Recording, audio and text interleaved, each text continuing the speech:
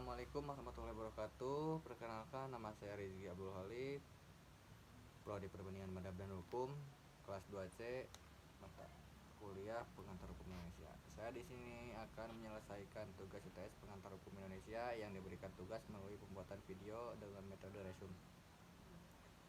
Hukum dalam arti tata hukum Indonesia atau hukum positif. Hukum berlaku universal secara etimologis. Perintah atau pemerintahan adalah rex yang berarti raja atau perintah raja. Istilah hukum dalam bahasa Latin juga disebut ius dari kata iubere, artinya mengatur atau memerintah hukum.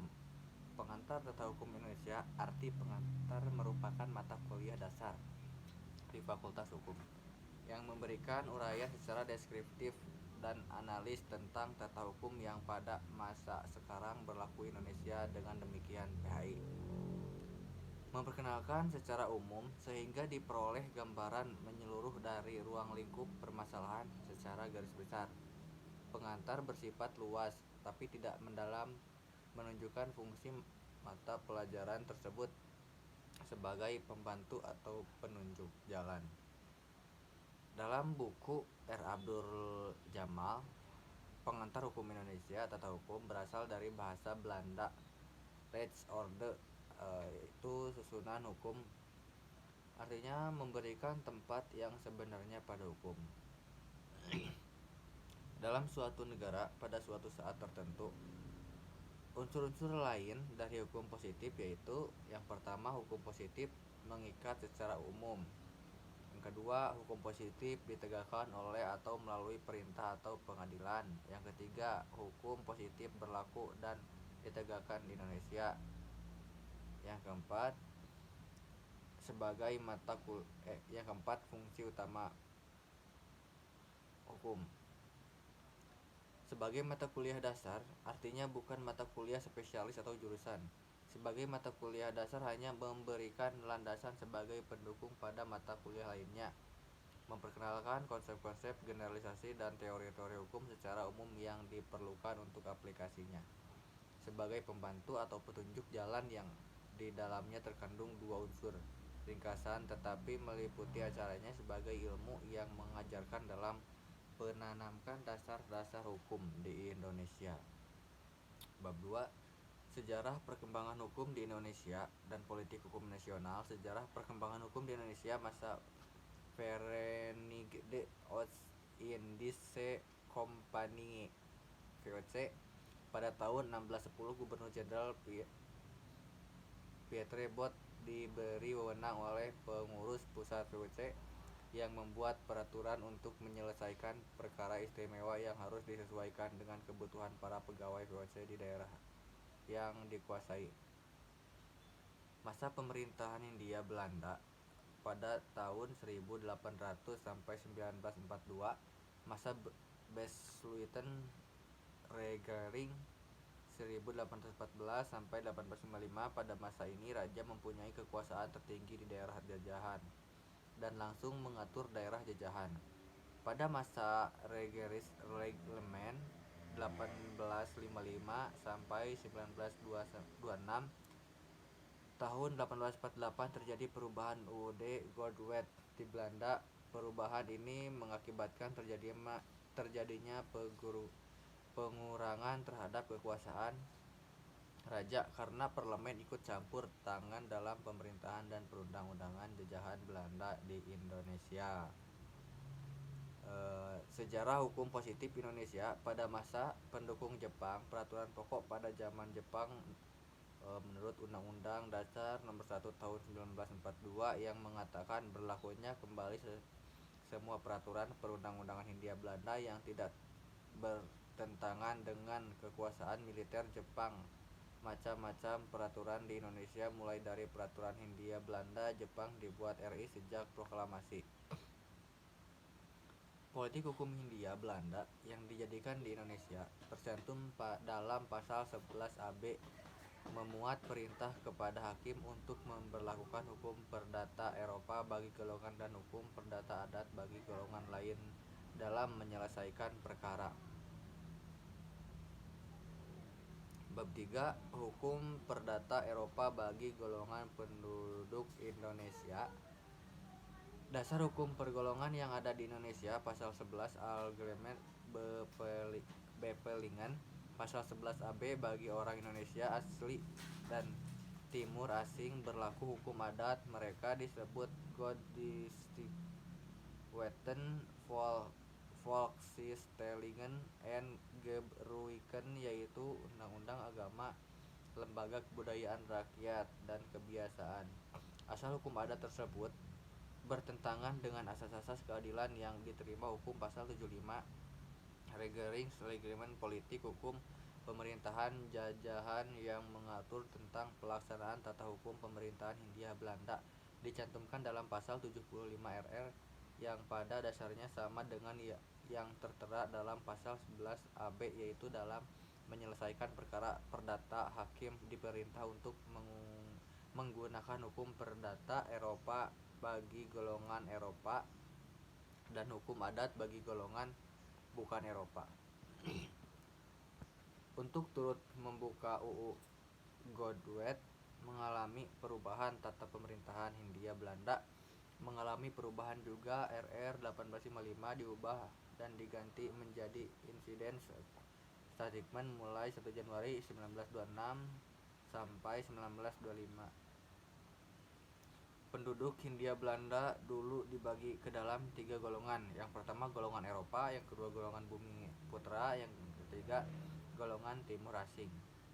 Pasal 2 Aturan Peradilan Undang-Undang 1945. Dalam pasal 2 dari Aturan Peralihan Undang-Undang Dasar Negara Republik Indonesia telah ditetapkan bahwa sebagai badan-badan negara dan peraturan yang pada masa berlaku sebelumnya diadakan peraturan baru.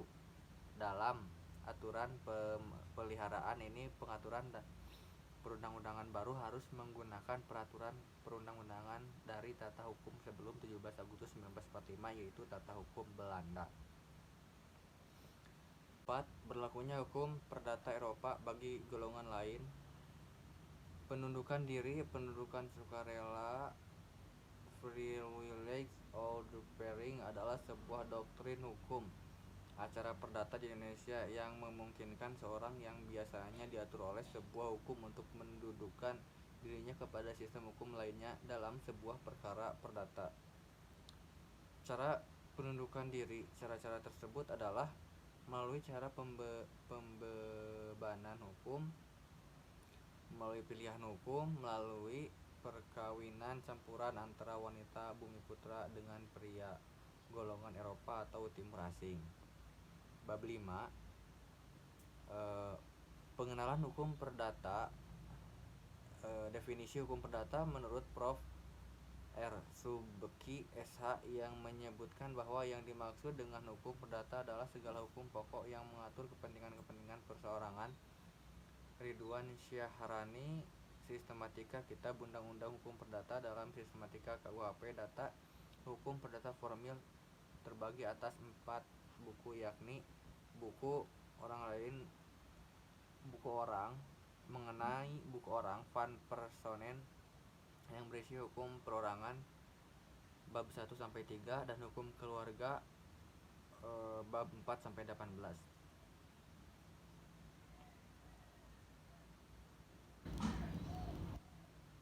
Perlindungan kepada orang-orang yang tidak. Asas-asas dalam hukum perdata melindungi HAM pasal 1 KUHP dan pasal 3 KUHP. KUHS. Sebagai orang harus mempunyai nama dan tempat kediaman hukum atau domisili pasal 5 KUHS. Perlindungan kepada orang-orang yang tidak cakap untuk melakukan perbuatan hukum pasal 133 KUHS. Yang pertama, orang yang belum dewasa. Yang kedua, orang yang diletakkan di bawah pengampuan. Yang ketiga, wanita yang bersuami. Telah dihapus oleh SEMA No. 3 tahun 1963. Bab 6 Pengenalan hukum adat Indonesia.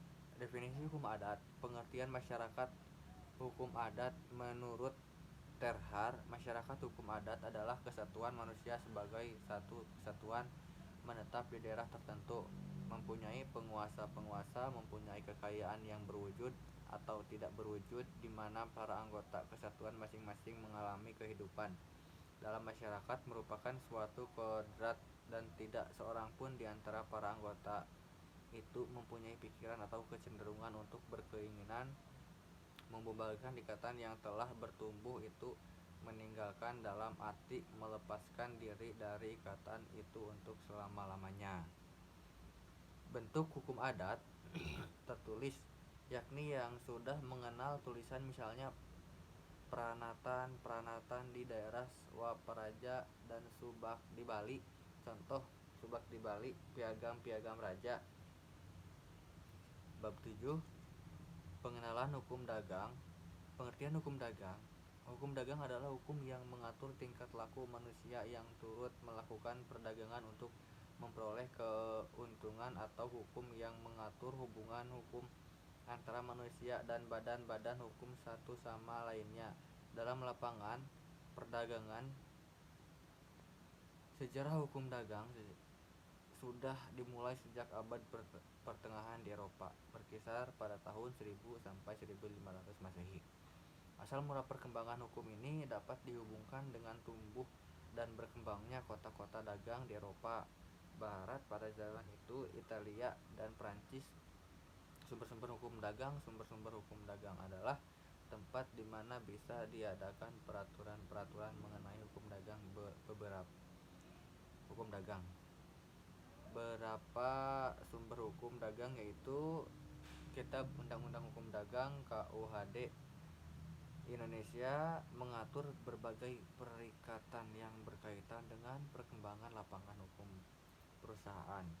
Kitab Undang-Undang Hukum Perdata KUHP Perdata sesuai pasal 1 KUHD. KUHP Perdata menjadi sumber hukum dagang sepanjang KUHD tidak mengatur hal-hal tertentu, dan hal tertentu tersebut diatur dalam KUH Perdata khususnya. Peraturan undang-undang selain KUHD, masih terdapat beberapa peraturan perundang-undangan lain yang mengatur hukum dagang. Kebiasaan, perjanjian yang dibuat pada pihak, perjanjian internasional, dan hubungan hukum dagang dengan hukum perdata. Bab 8. Pengenalan hukum Islam. Uraian materi hukum Islam dalam tata hukum Indonesia. Hukum Islam adalah hukum yang bersifat universal.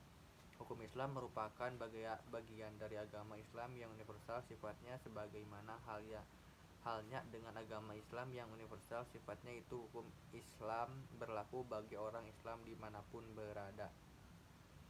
Wajib adalah suatu perbuatan yang dituntut Allah untuk dilakukan secara pasti, diberikan ganjaran bagi orang yang melakukannya, dan mendapat dosa bagi orang yang meninggalkannya.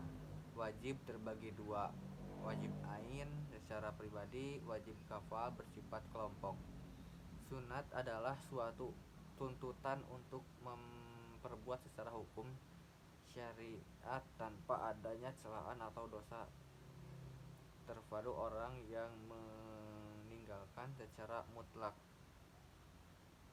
Mubah adalah suatu yang diberi kemungkinan oleh orang hukum untuk memilih, boleh ditinggalkan, dikerjakan, tidak mendapat pahala.